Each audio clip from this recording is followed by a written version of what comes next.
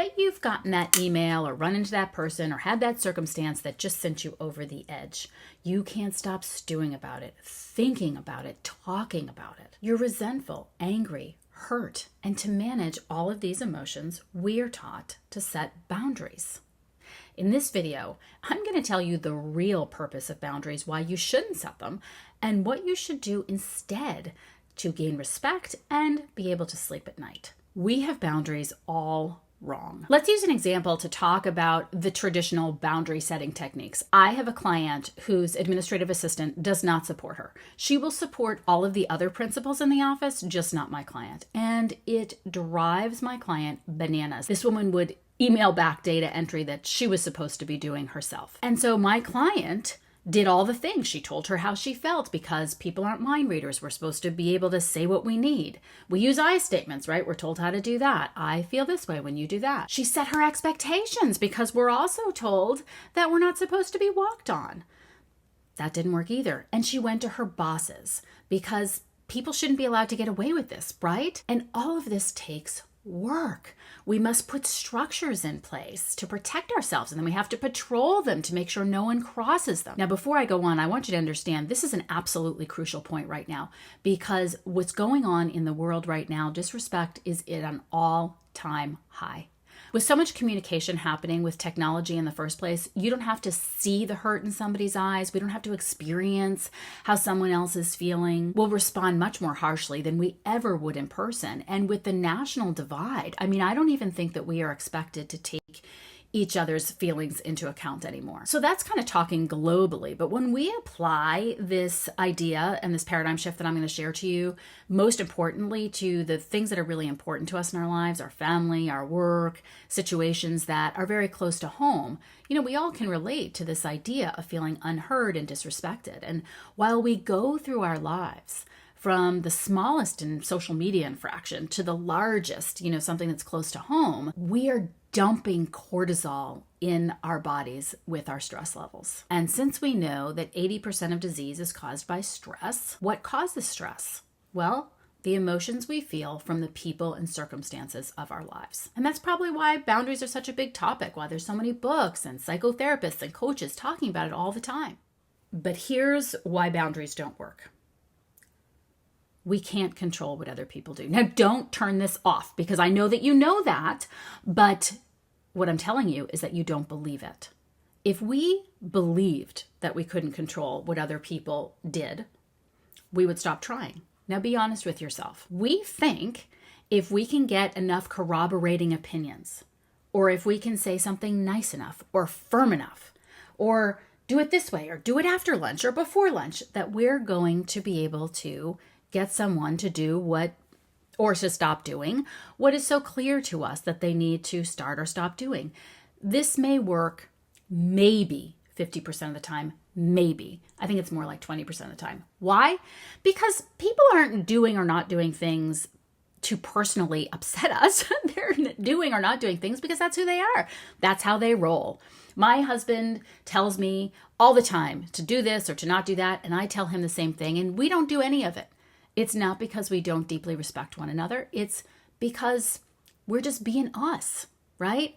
When I'm looking for a phone charger, I may grab his and I may forget to put it back. It's not personal. It's just that I was in the middle of a bazillion things and I stayed in the middle of a bazillion things and never got it back to him. So setting boundaries doesn't work because typically it's not personal what the person is doing, what they're doing.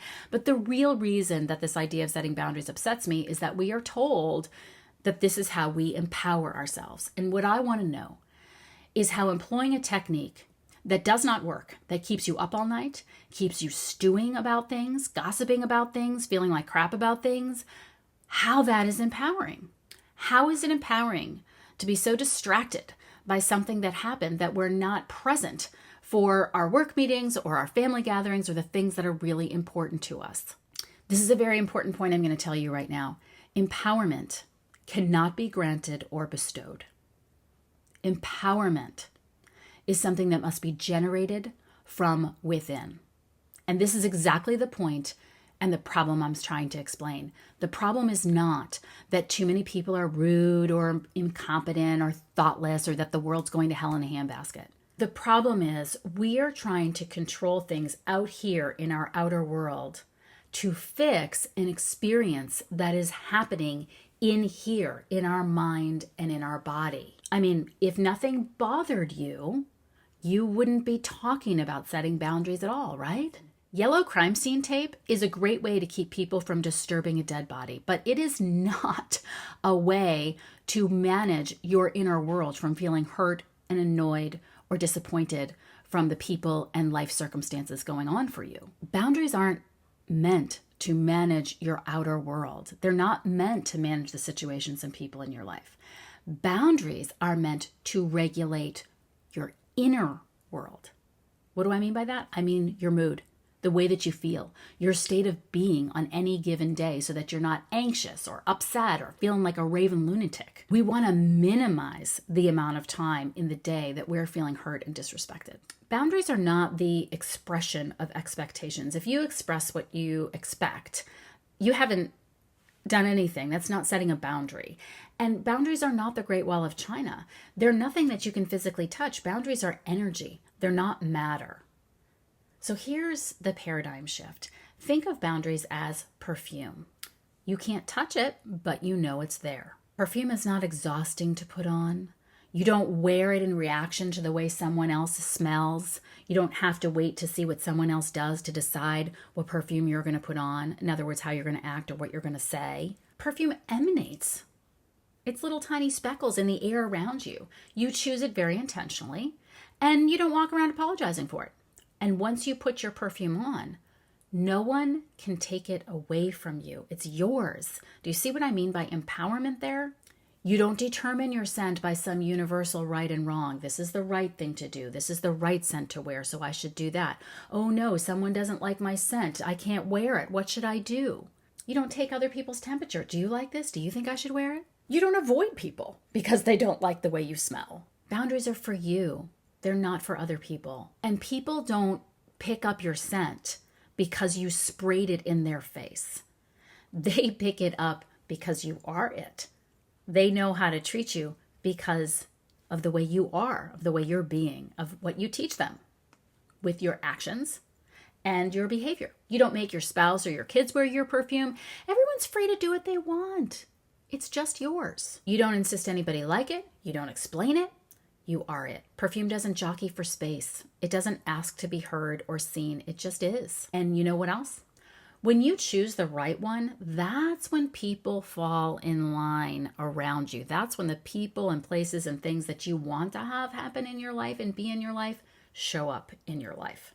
So the next time that you find yourself irritated or disrespected, hurt or invalidated, stop thinking about what to say and do, what maze you can build to make somebody do this, that, or the other, whether you should stay or go, and focus instead on the energy with which you do it. Leaving a job or standing up for yourself in relationship in some self-righteous dust storm is not setting a boundary. Having boundaries means to do whatever it is you do, and sometimes that's nothing, in the empowered, unapologetic, gentle energy of your fragrance. That's when people will honor your boundaries like children follow the Pied Piper. And it's also when you feel proud of who you were, how you showed up, and how you're being in the world.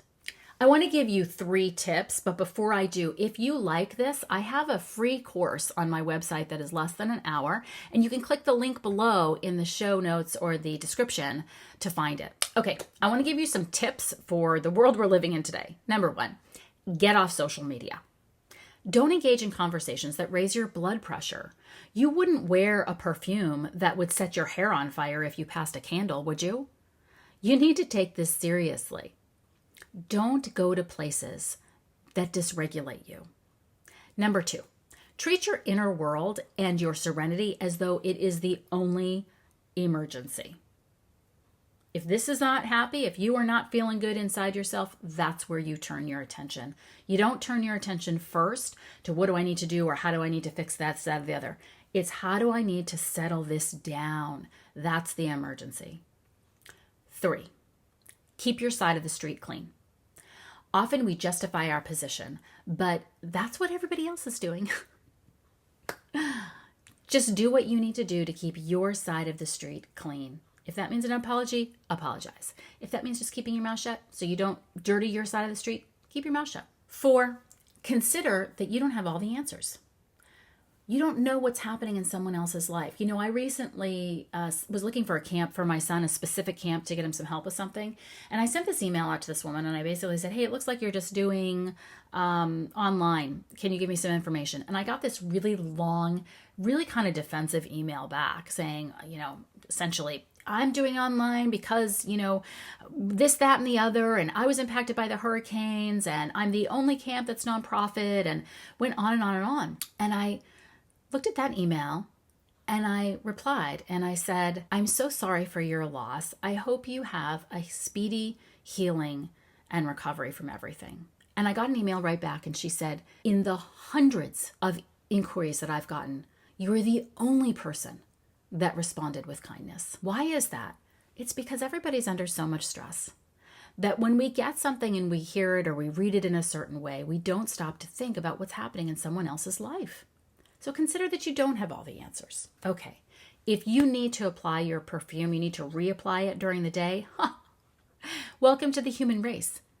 People and circumstances in our lives are irritating. We all have to do that. But if you focus on your energy rather than the behaviors of others, it's going to revolutionize your life. And in fact, if we all did that, we would change the world. I hope you enjoyed this video. And if you did, I really would love for you to comment and let me know how you do with this tip, this paradigm shift. I'm so curious to hear how this works in your life. Don't forget to subscribe, and I'll see you next time.